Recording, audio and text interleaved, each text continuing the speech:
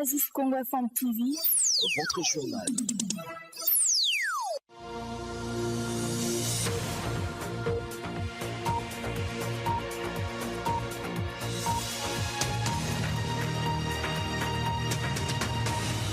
Messieurs, mesdames, notre joie est grande de vous retrouver encore une fois nombreux et nombreuses à l'écoute de la radio Oasis Congo Béni dans ce nouveau numéro du journal. D'abord, le bulletin météo.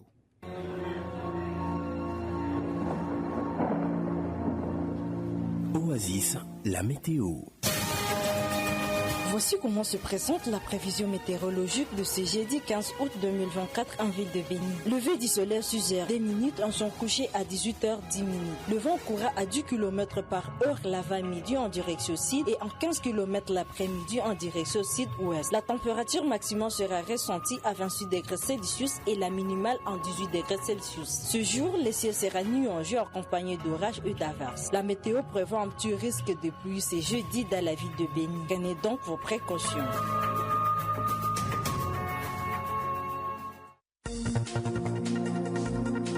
Au sommaire de ces radiojournaux, une nouvelle attaque meurtrière des terroristes a été déplorée la nuit de mardi à ce mercredi dans les territoires de Mambasa et Nituri.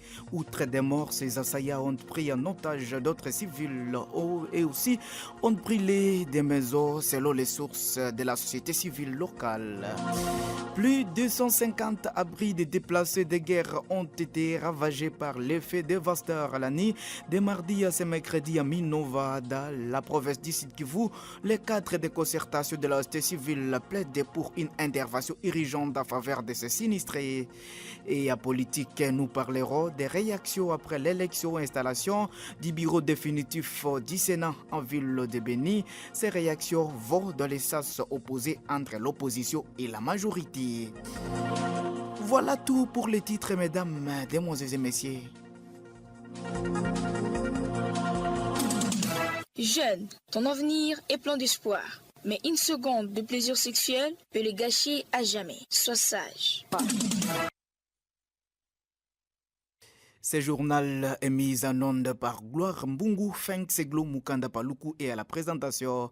Des réactions s'enregistrent toujours dans la classe politique après l'élection et installation du bureau définitif du Sénat le 12 août dernier. L'opposition accuse la majorité d'avoir violé les règlements d'ordre en derrière du Sénat, comme l'a déclaré Maître Gisle Chaoussoua, cadre de l'Assemblée pour la République à Ville de Béni, qui a été joué au téléphone par Maki Baraka. Notre réaction ne peut pas être différente de cette violation de l'article 26 du règlement d'ordre intérieur qu'on a observé. Et nous sommes en difficulté, nous, de dire que le bureau du Sénat qui a été installé répond aux normes et aux exigences du règlement d'ordre intérieur. Puisque lorsque vous voyez le règlement d'ordre intérieur, on veut à ce que l'appartenance, soit à la majorité, soit à l'opposition, soit faite au début du mandat devant le bureau provisoire. Et lorsqu'on avait fait cela, l'unique parti qui s'était reconnu comme étant parti de l'opposition, c'était Assemblée pour la République. Et par conséquent, on s'était convenu que le poste de rapporteur adjoint devait revenir à l'opposition. Maintenant, nous, on n'avait pas compris comment est-ce qu'il fallait qu'il y ait élection au niveau du rapporteur adjoint, alors qu'il n'y avait qu'un seul parti qui s'était déclaré comme étant parti de l'opposition. Donc là, on ne pouvait pas y avoir une compétition, on pouvait y avoir une candidature. Mais c'est là que nous avons seulement constaté et nous leur accordons une bonne chance et nous disons que c'est pour cela que nous voulons à ce que cette fois-ci qu'il n'y ait plus des excuses.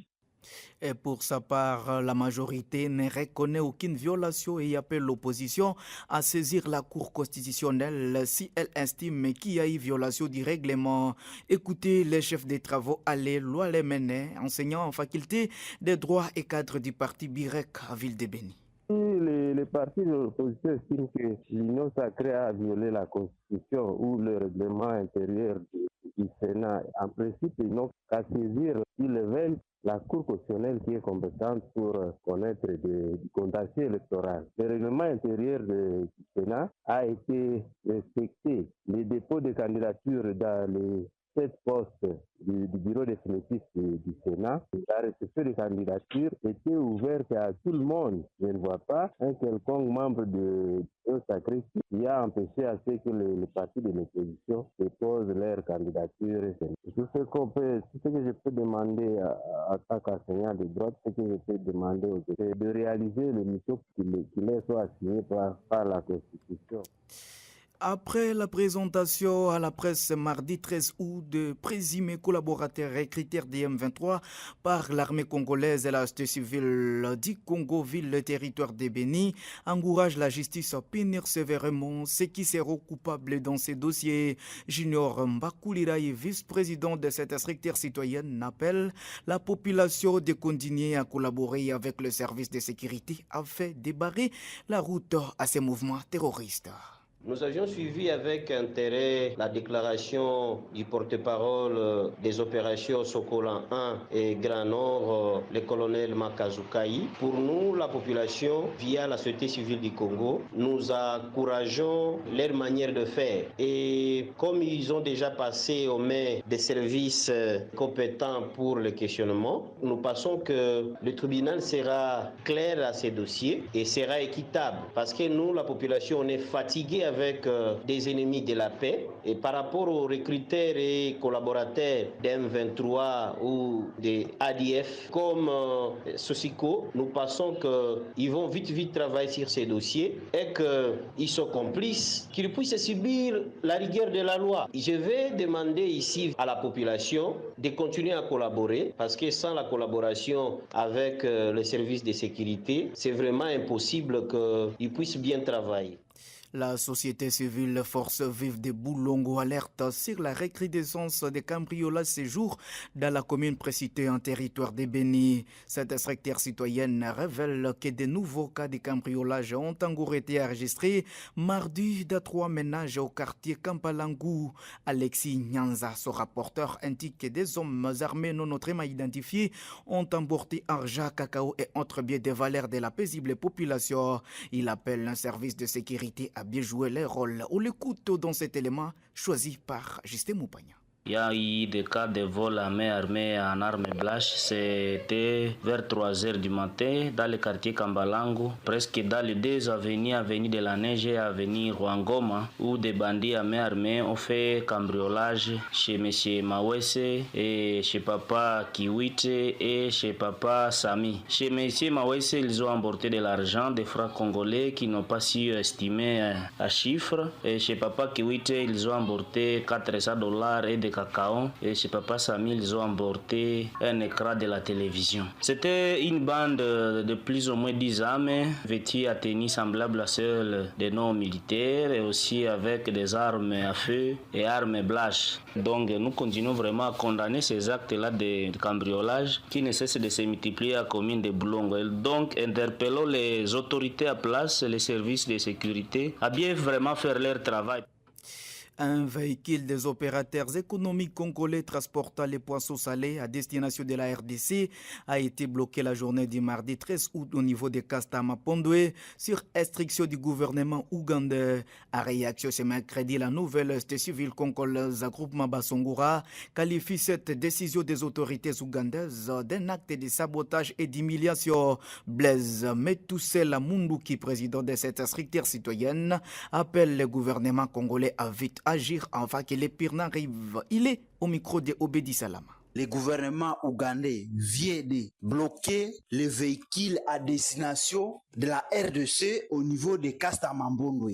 Nous appelons le gouvernement à prendre des mesures pouvant nous permettre à ce que les véhicules franchissent la frontière librement sans aucune contrainte. Et dans les cas où le gouvernement congolais ne prenne pas des dispositions pouvant nous permettre à ce que l'on ait nos marchandises sur le sol congolais, sinon nous allons penser aux mesures de grandes envergures. Et nous appelons la population à une observation, de ne pas aller en Ouganda pour aller amener le poisson salé et le faire passer d'une manière illégale. Nous voulons en ce que tout se passe dans la voie légale. Ce que le gouvernement ougandais est en train de faire ces derniers temps, c'est une violation de la loi commerciale, sans oublier que le commerce est libéral.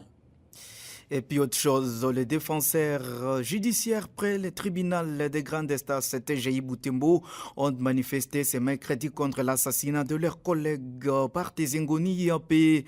À part le dépôt d'une plainte contre Ngoni au parquet militaire, ils ont déposé aussi un mémorandum au maire de la ville de Butembo à travers lequel ils demandent l'ouverture des enquêtes. Diallo Kaindo Bashikiriri, détail. Habillés tous à toge noire, les auxiliaires de justice sont descendus dans la rue ce mercredi à travers la ville de Butembo. L'objectif était commun, celui de dénoncer haut et fort la montée à flèche de l'insécurité qui n'a pas épargné dernièrement leurs confrères au quartier Kalemire. Nous sommes à la commune de Boulenguera. Une fois à l'hôtel de ville, les manifestants ont lu et déposé leur mémorandum. Maître Moïse Ndekeyonge en est le représentant. Monsieur le maire, nous demandons à monsieur l'auditeur militaire, auprès de qui nous venons de déposer une plainte contre Ngoni, d'ouvrir déjà les enquêtes afin de mettre la main sur ces bandits à main armée qui se sont donné le luxe d'assassiner un défenseur judiciaire homme de la loi qui pourtant était déjà chez eux à la maison. Et a reçu ce mémorandum, le délégué du maire de Butembo a signalé que des enquêtes sont déjà ouvertes. Gilbert Bouambale a compté néanmoins sur l'appui des manifestants pour la réussite de ces enquêtes. Les portes de la coordination des opérations sécuritaires sont ouvertes pour recevoir et recueillir tout élément pouvant nous aider à arrêter ces délinquants, ces criminels. À mémoire d'y regretter, ce mercredi et ce jeudi sont déclarés journée sans toge à travers la ville de Butembo. Et calme apparat s'observe depuis l'après-midi de ce mercredi 14 août à Kisharo, après accrochage entre les M23 et les Ouazalendo Tolemanté. Kisharo est une cité située à plus ou moins 30 km de Kiwanza sur la route Ishacha, territoire des Rutshuru. Ces accrochages qui ont duré plusieurs heures ont été à la base de la paralysie des activités socio-économiques dans cette cité. Les trafics sur les trosses Katuiro Nyamilima est resté momentanément suspendu. Un véhicule qui quittait Ishacha pour Goma est tombé dans les mailles de Zengoni à Katuguru après des affrontements. Au signal ici, la mort du chauffeur et conducteur de ce véhicule. Notez que la cité de Kisharo est sous contrôle du M23 depuis le 2 août 2024 dernier. La criminalité urbaine n'a pas engourdi ce dernier mot dans la ville de Goma, chef-lieu de la province du Nord Kivu. Seulement dans la nuit de mardi, en ce mercredi 14 août, un jeune garçon a été assassiné au quartier Mabanga, un autre blessé par balle en Dosho aux côtés de plusieurs biens de valeurs emportés par des bandits au quartier Kasika. D'après le président du conseil communal de la jeunesse à Karisimbi, cette recrudescence de la sécurité remet à cause les efforts d'un service de sécurité qui appréhende le malfrat. Malheureusement, ne subissent pas la rigueur de la loi. Claude Rougo exhorte aux autorités la tenue d'un procès pédagogique contre tous les civiques déjà arrêtés. On l'écoute au micro de Prosper Biourou. Pourquoi les inciviques continuent à tuer, à fusiller les gens et pourtant les autorités sont là avec toutes les dispositions. Ils sont censés protéger ces citoyens et leurs biens. Des fois nous nous posons la question, qui tue réellement à Goma? Mais nous nous posons la question, avec toutes les arrestations des inciviques, pourquoi les autorités ne veulent pas financer pour qu'il y ait l'organisation des audiences en flagrance en vue de condamner tous les présumés à arrêter? On dirait qu'il y a complicité. En tout cas, nous souhaiterions que les autorités commencent à financer la justice pour l'organisation des audiences en flagrance et peut-être en jugeant, en condamnant les auteurs, ça pourra servir à une leçon. C'est assez. Les gens, certains, commencent déjà à quitter la commune de Karisimbi vers d'autres quartiers de la commune de Goma. C'est pas normal. En tout cas, les autorités doivent activer toutes les batteries en marche pour que la sécurité revienne. Signalons que suite à cet assassinat, une visitation a été observée l'avant-midi de ce mercredi de mardi sur la route 1 km témoin à ville de Goma. Des jeunes en colère ont barricadé l'axe Moutinga de Lambavi d'exiger aux autorités de rétablir la paix et la sécurité au chef-lieu de la province du Nord Kivu. Des terroristes ADF ont tué 2 personnes dans une nouvelle attaque au village Banakongo, Anditingo et Mouteni dans la chefferie de Babila Bakwanza, territoire de Mambasa à Nituri, la nuit de mardi au mercredi 14 août. Mugeni Imurani, coordonnateur de la société civile en territoire de Mambasa, parle de plusieurs autres personnes prises en otage et des maisons brûlées par ces assaillants. Notre personne ressource recommande aux forces loyalistes basées à Lolo et Mungamba de poursuivre l'ennemi dans la profondeur. On l'écoute dans cet extrait sonore choisi par Faradja Kato. Il y a eu incursion des ADF Nalu la nuit du mardi 13 août 2024 vers 23h au niveau des villages Banakongo, Anditongo et Mouchen. Les 3 villages appartiennent au groupement Bayaku en chefferie de Babila Bakwanja en territoire de Mambasa. Le bilan provisoire est de 2 personnes tuées par balle, dont une maman et un jeune boutiquier. Il y a aussi l'épouse du chef de village Anditongo qui a été touchée par balle au niveau de sa cuisse. On note également plusieurs personnes apportées par le criminel et en fait 6 maisons incendiées. La société civile force vive du territoire de Mambasa déplore cette situation car la chefferie de Babila Bakwanja revenait petit à petit à sa bonne santé sécurité. Aujourd'hui, nous avons peur que la population vide encore leur village comme la fois passée. Nous recommandons à l'armée qui est au niveau de Loloa et Mungamba de poursuivre l'ennemi et les mettre hors d'état de nous. Et pendant cet temps, le chef coutumier de la chefferie de Wallace Von Koutou, qui condamne aussi cette attaque des ADF, appelle la population des villages Mungamba situés dans le groupe Bankpoulou au calme et surtout de continuer toujours à dénoncer tout mouvement suspect auprès des autorités militaires. On écoute les chefs Andibo Akoume et Jeanne dans cet élément. Je demande à mon administrateur militaire, colonel Siro, avec tout le respect, qu'il puisse s'investir. À la population, c'est la sensibilisation de rester calme. Donc, il y a 2 mots, dénicher et dénoncer. Les moments où la population déniche et dénonce, il ne faudrait pas qu'on puisse le mettre mal à l'aise. Qu'on descend ou à Mungamba. Il peut parler avec ses collègues. Pour moi, augmenter la sécurité militaire, il faudrait qu'il puisse avoir un lien très cohérent avec la population. Parce qu'un militaire ne peut pas travailler sans population. Et nous l'avons dit en titre, un fait dévastateur a ravagé dans la soirée de mardi 13 août 2024. Au moins 150 abris de déplacés campés dans le site Bougueri, nord-ouest de la cité de Minova, dans le territoire de Calais, à province du site Kivu. Les cadres de concertation de la société civile du groupement Bouzi qui livre cette information fait savoir que plusieurs biens de valeur de ces victimes de la guerre du M23 sont partis en fumée. Pour ce faire, James Moussangania, au président, plaide pour une intervention urgente en faveur de ces sinistrés. Il s'exprime dans cet élément sonore choisi par Prosper Bourou. C'était au crépuscule, un fait dont l'origine n'a pas été encore déterminée, a atteint le site des déplacés vivants sur la colline de Bougueri. Ici, nous sommes dans le village de Kishinji du groupement de Bouzi. Ainsi, plusieurs familles de déplacés ont passé la nuit à la Belle Étoile avec la disparition de plusieurs biens essentiels. L'effet serait provenu du bloc 3 avant d'embraser les 3 autres blocs et que tout était fait pour l'éteindre mais sans succès et que jusque vers 19h30 à 20h, au moins 150 hits, communément appelés Kivera, étaient déjà devant un fait accompli. C'est un dégât donc considérable pour lequel nous demandons une intervention urgente en vivre et en non-vivre pour cette population qui est en difficulté. Mesdames et messieurs, nous sommes au terme de cette édition du journal. Merci à vous de l'avoir finement suivi. Ce journal a été mis en onde par Gloire Mbungu. Feng Seglo Mukanda Paluku a été choisi pour vous présenter cette édition. Portez-vous bien.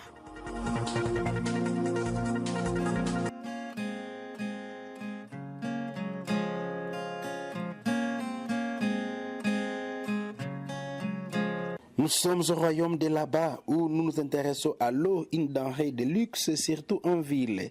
Plus ou moins ceux qui vivent dans les milieux ruraux. Nous avons déjà parlé de la difficulté réelle de raccorder sa parcelle en eau issue de l'Office national de gestion de l'eau de consommation ONAGEC en sigle. Un office spécialisé dans le social pour desservir la population du royaume en eau. Oui, le peuple d'abord. Sans revenir sur la qualité de l'eau jugée potable, oui, en dépit de sa couleur, il faut dire ici que les coûts de l'eau aussi posent problème. Ceux qui puisent à des bornes publiques achètent en détail. Et ceux qui ont des robinets en parcelle achètent à gros. Mais le prix est forfaitaire, franchement. Comme tout pèlerin, nous avons appris de passage que le prix sera revu à la hausse à la borne publique. En beau, et pour cause, nous sommes allés à la rencontre du brigadier responsable du centre pour en savoir plus. Et il est vraiment formel et il nous a répondu à ces termes.